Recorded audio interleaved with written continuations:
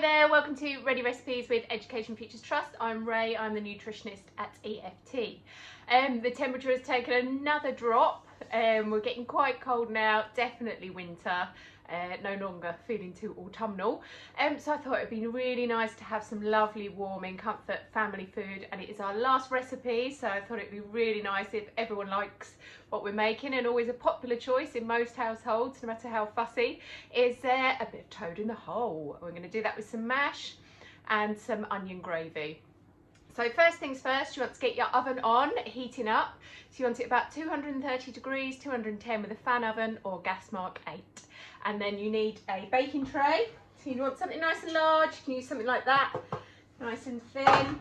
Or I quite like doing mine in a nice big Pyrex bowl. I think that comes from my mum doing that when I was little.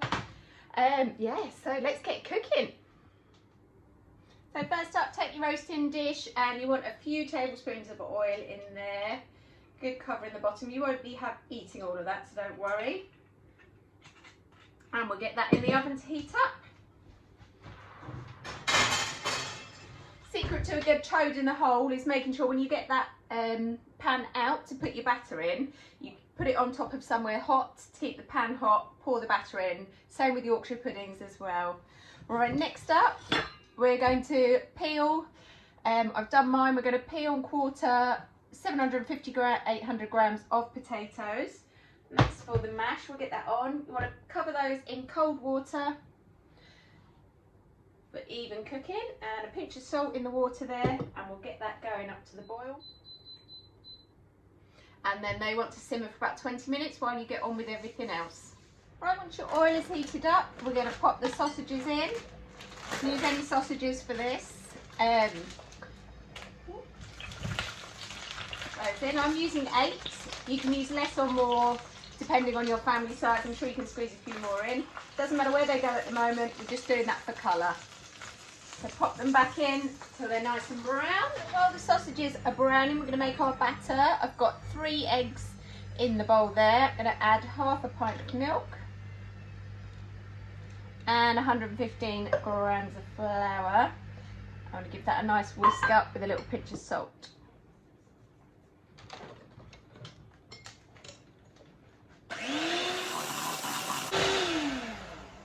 Right, we'll just set that aside. And then we get on with making our gravy. So you want to slice up a couple of red onions and a couple of cloves of garlic, nice thin slices. So you want a pan over a medium heat. Just going to add a little bit of oil in there and fry those onions gently for 5-10 minutes till they're translucent. Pop the garlic in. Let those cook down, giving them a stir every so often. Alright, once your sausages have a bit of colour, I'm going to pull that tin out, move your onions aside very carefully. This is hot oil. Pop that on the hob and pour your batter in.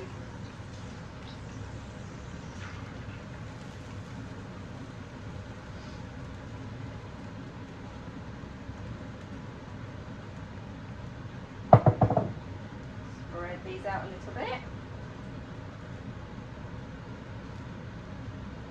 There we go, pop them straight back in the oven. Don't open the door for about 20 minutes.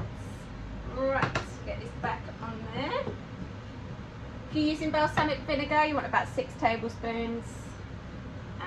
90 millilitres, just let that reduce down for a few minutes. Right, once that vinegar has reduced down, I'm going to add sort of half a tablespoon of flour to help thicken the gravy.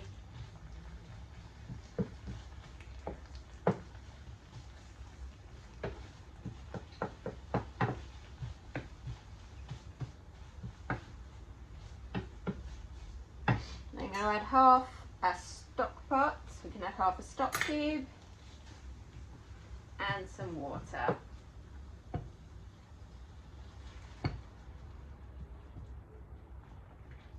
Once your potatoes are cooked, you can drain those, put them back on the heat just to dry them out a little bit.